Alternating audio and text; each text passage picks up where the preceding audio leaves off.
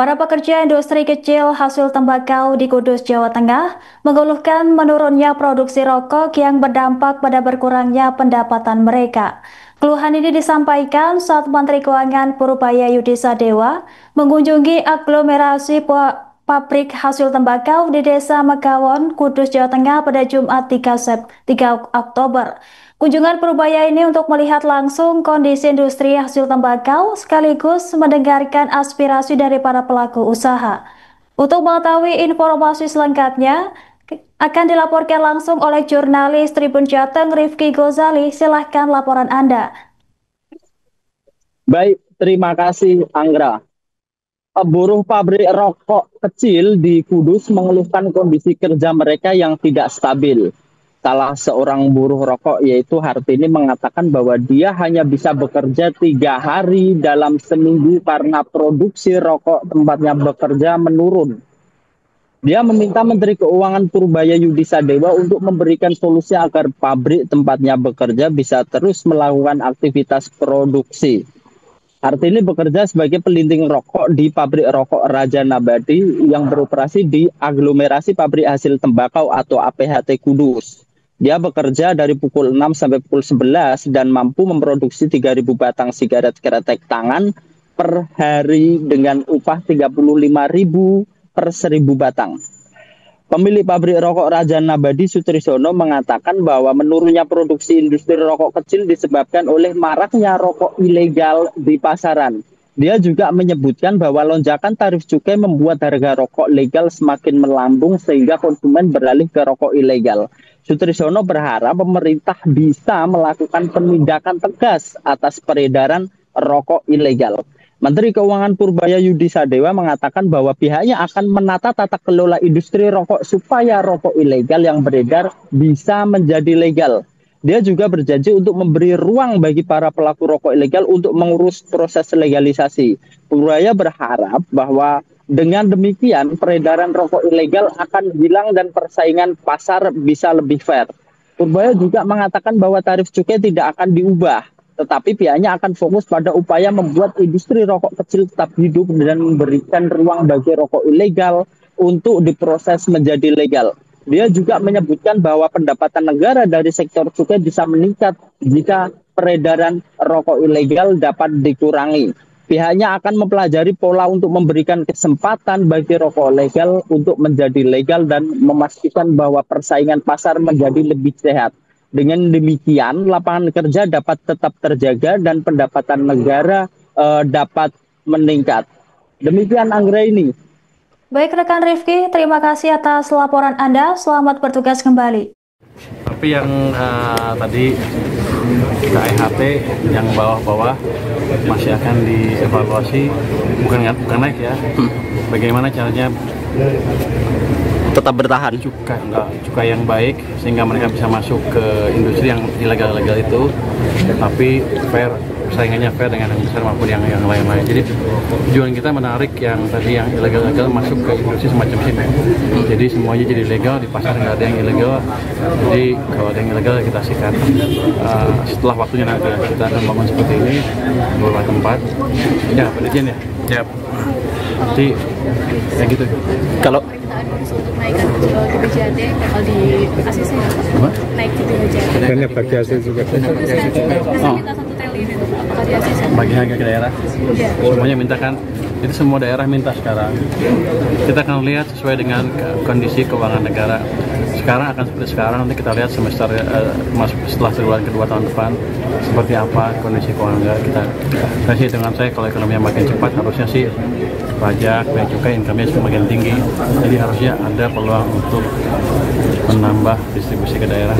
Kalau untuk tarif cukai tahun depan, apakah nanti diatur dengan PMK yang baru atau menggunakan PMK yang lama yang 2024 itu, Pak? Kalau saya pikir yang besar nggak saya rubah kan, seperti itu aja. Hanya untuk yang kecil-kecil, kalau untuk seperti ini apakah saya perlu yang baru apa enggak, sedang dipelajari.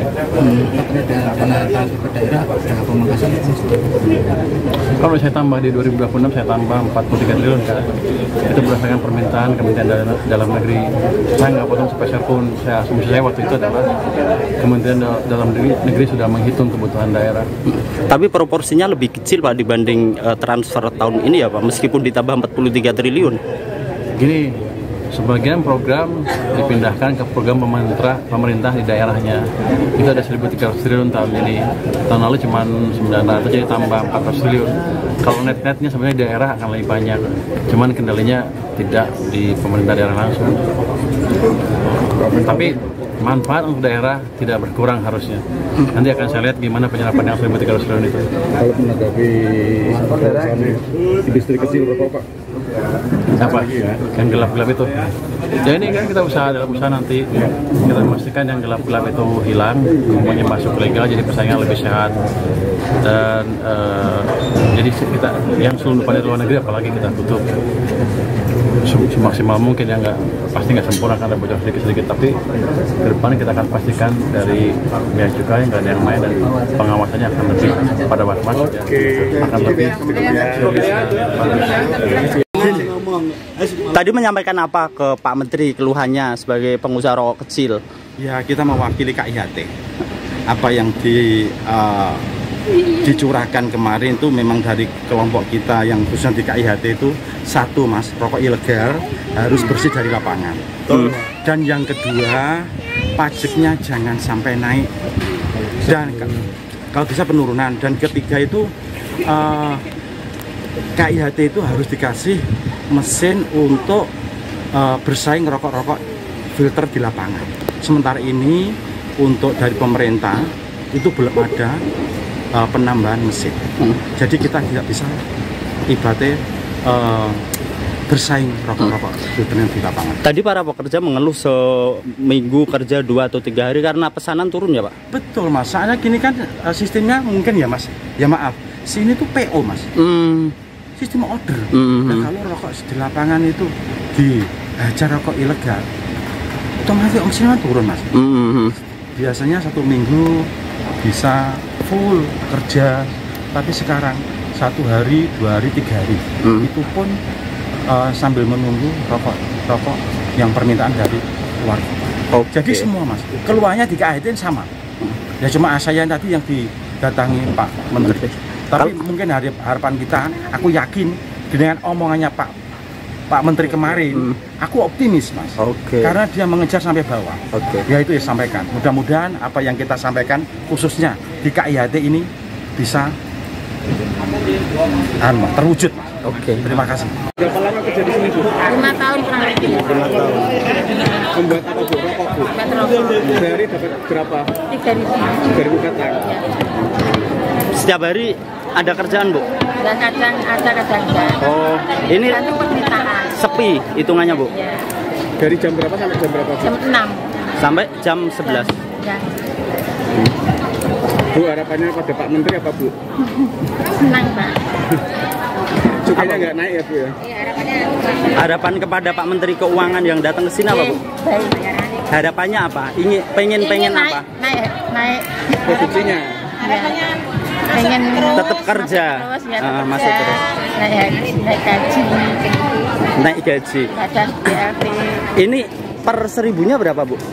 35.000. 35. Kalau seminggu berangkat berapa hari Bu? Kadang 3 hari, kadang 2 hari. Kalau tahun kemarin? Tahun kemarin ya. Lancar. Download Tribun X sekarang.